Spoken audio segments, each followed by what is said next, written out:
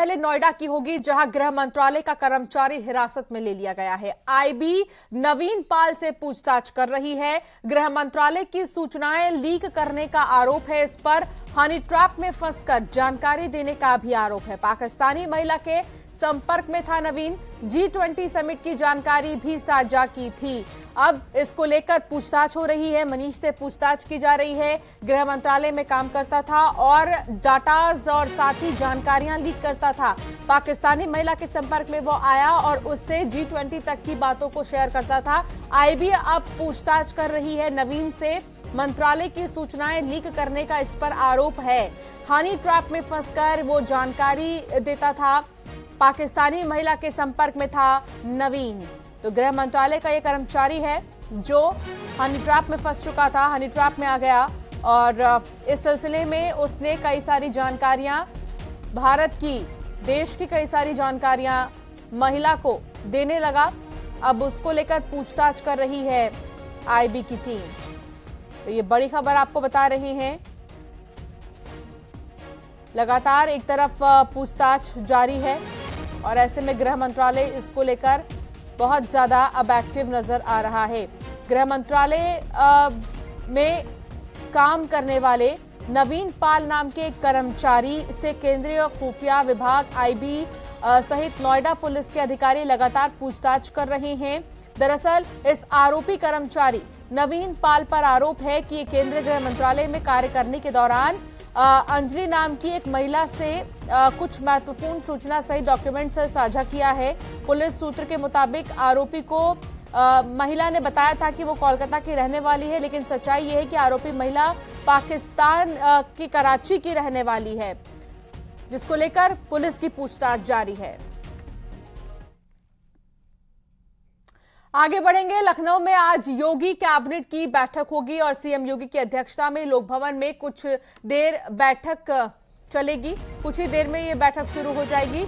इस बैठक में 16 से ज्यादा प्रस्तावों को मंजूरी मिलने की संभावना भी है।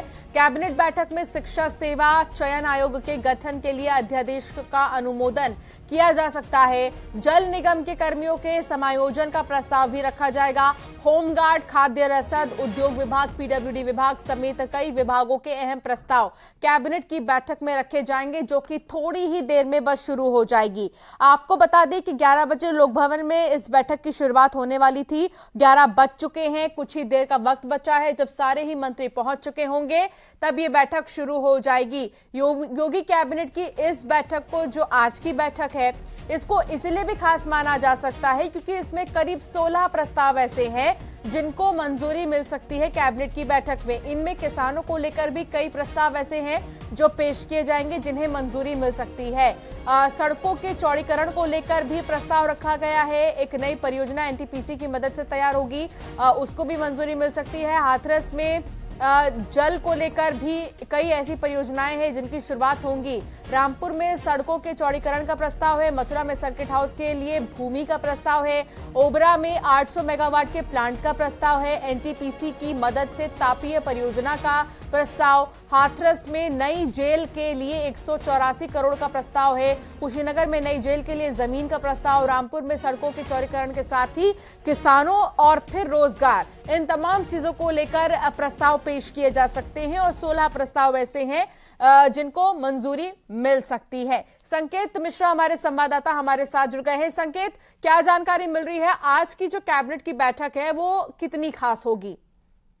तो आज की जो कैबिनेट की बैठक है काफी अहम है। कुछ देर में योगी कैबिनेट की बैठक शुरू होने वाली है और तमाम जो मंत्री हैं वो पहुंच चुके हैं। योगी कैबिनेट के सभी मंत्री आज की कैबिनेट की बैठक में पहुंच चुके हैं।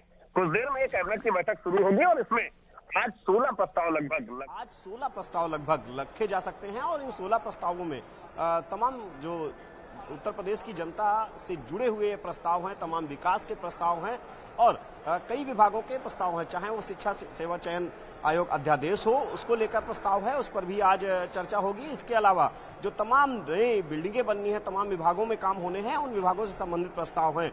शिक्षकों से संबंधित प्रस्ताव हैं। सिंचाई विभाग के जो इंजीनियर हैं, जो उनसे जुड़े हुए प्रस्ताव हैं। सिंचाई विभाग में जो नियमावली है कर्मचारियों को लेकर, वो उनके समायोजन को लेकर एक प्रस्ताव है। तो ऐसे में जो 16 अहम प्रस्ताव हैं आज की कैबिनेट में रखे जाएंगे और उस पर मंथन होगा और ये प्रस्ताव, कई प्रस्ताव पास हो सकते हैं। बिल्कुल। लेकिन अगर बात करें कैबिनेट की बैठक की, तो अब कौन कौन पहुंच चुका है वहां पर, क्या शुरुआत हो चुकी है?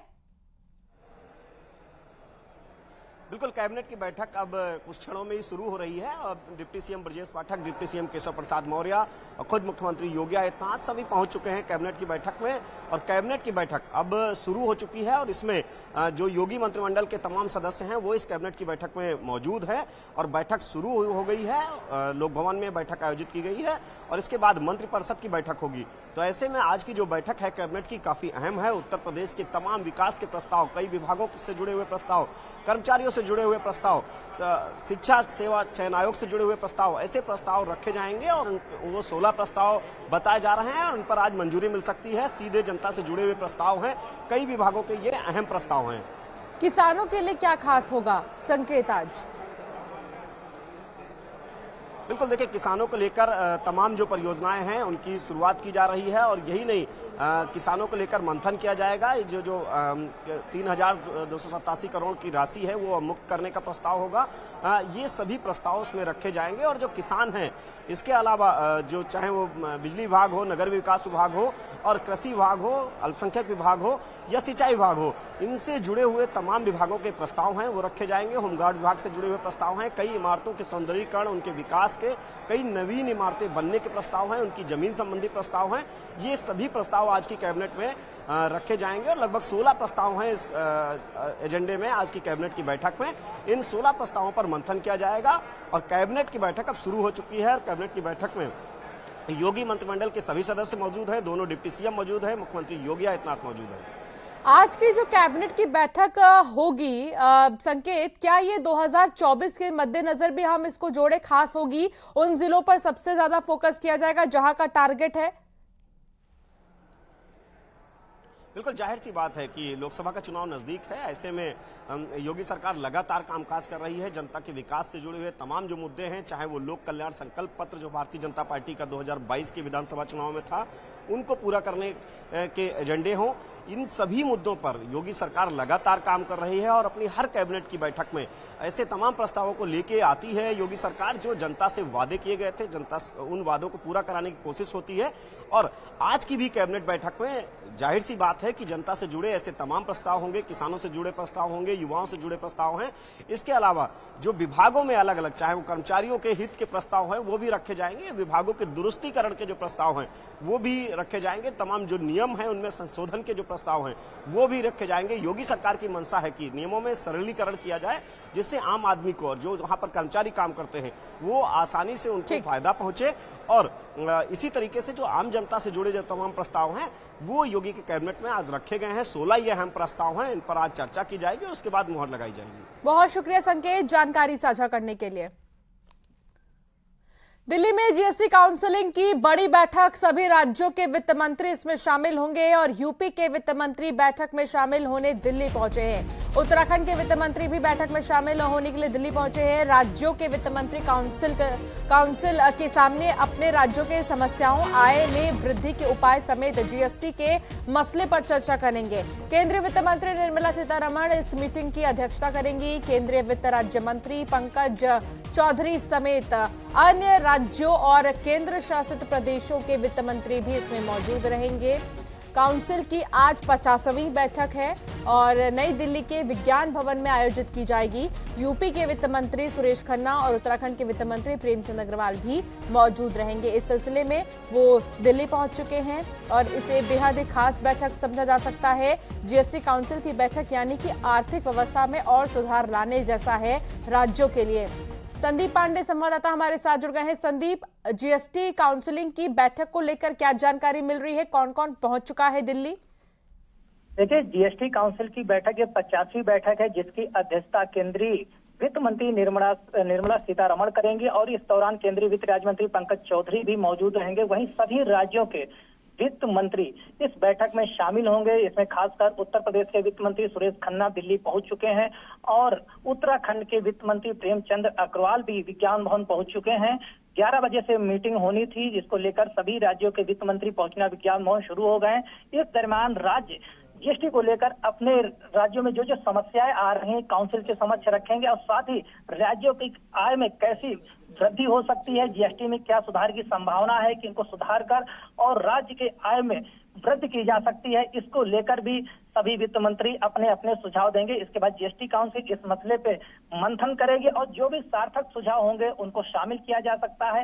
इस दरमियान इन बातों पे भी गौर किया जाएगा कि तमाम राज्य ऐसे हैं जिनकी जीएसटी वृद्धि काफी बढ़ गई है, उनके आय में वृद्धि हुई है, उनको लेकर भी केंद्रीय वित्त मंत्री उन वित्त मंत्रियों को जो भी संदेश देना चाहती हैं वो संदेश भी देंगे और साथ ही आगामी क्या प्लानिंग है राज्यों के आर्थिक और कैसे सक्षम बनाया जा सकता, आत्मनिर्भर कैसे बनाया जा सकता, इन तमाम मसलों पे चर्चा आज होगी। घंटों ये बैठक चलेगी, इसमें वित्त विभाग के तमाम अफसर भी मौजूद हैं। वहीं विज्ञान भवन रवाना होने से पहले यूपी के वित्त मंत्री सुरेश खन्ना ने यूपी सदन में अफसरों के साथ चर्चा की, विभिन्न पहलुओं पर चर्चा की, पूरा होमवर्क करके काउंसिल में बैठक में भाग लेने जा रहे हैं। चलिए, बहुत शुक्रिया जानकारी साझा करने के लिए संदीप।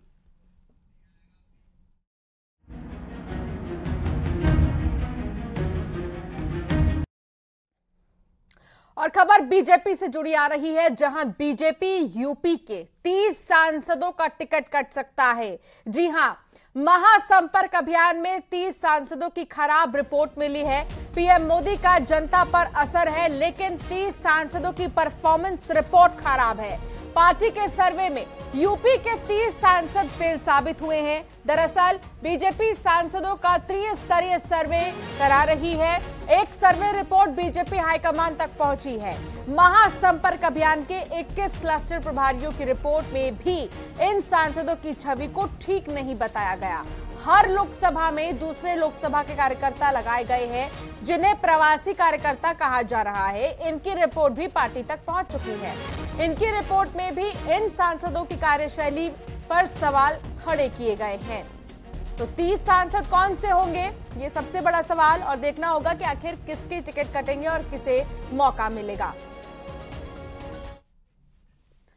और यहां रुकना होगा एक छोटे से ब्रेक के लिए। खबरों का सिलसिला लगातार जारी है।